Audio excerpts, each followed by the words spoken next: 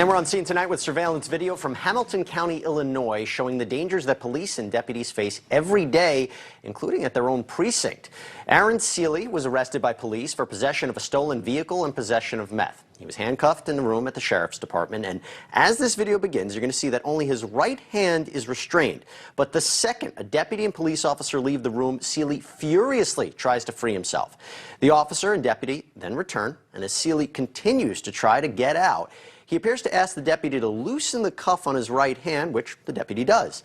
Seeley sits in the chair as the deputy then goes over to do some paperwork nearby, and then he starts pulling on the handcuff chain. And you guessed it, he frees himself, and still with the handcuff and chain on his right wrist. He then grabs the fire extinguisher off the wall, and as he sprays it out, the officer and deputy both open fire, hitting Seeley once.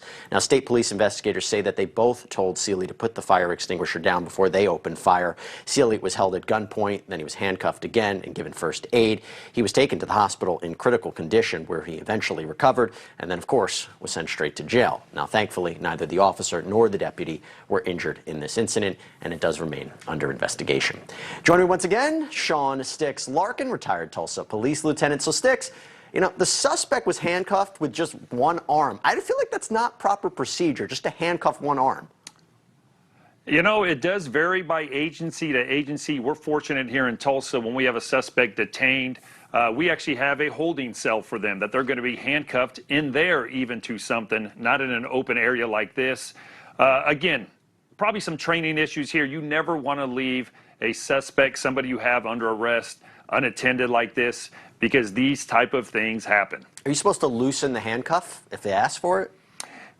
You know, obviously there's the nerve that runs through your arm there that honestly can be very painful to have a handcuff on there. Proper handcuffing techniques, you typically want to be able to get one finger between the handcuffed and the wrist area.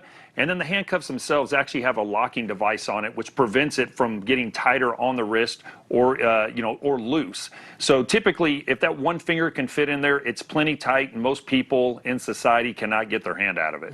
Well, you know, he gets up, he grabs the fire extinguisher. What did you think of that? Did he think he was going to, disappear like a magician? I guess he felt not to use the chain or the handcuff as a weapon, but instead the fire extinguisher. Yeah, Jesse, I'll just point about that. Obviously, the officers use deadly force. The investigation, they're going to look at, is their force reasonable for what was going on there? Yes, it's a fire extinguisher. Weapons that people use against police or one another are not always going to be knives and firearms. The chemicals that are coming out of the fire extinguisher can be an irritant to the eyes. They can cause respiratory issues for breathing. The fire extinguisher itself can then be used as a weapon, and obviously he's got, looks like a 2-foot chain, hanging off his arm as well. I'm happy he didn't cause more damage than that. Real quick, Sticks, the idea of the officers opening fire, what goes into that? We have about 30 seconds left. Yeah, basically it's, any officer in that situation, they're going to evaluate, hey, is this person potentially trying to flee by using a weapon, right, which it appears that he is. Are they in danger themselves? They're going to make the decision what type of force to use. Incredible video.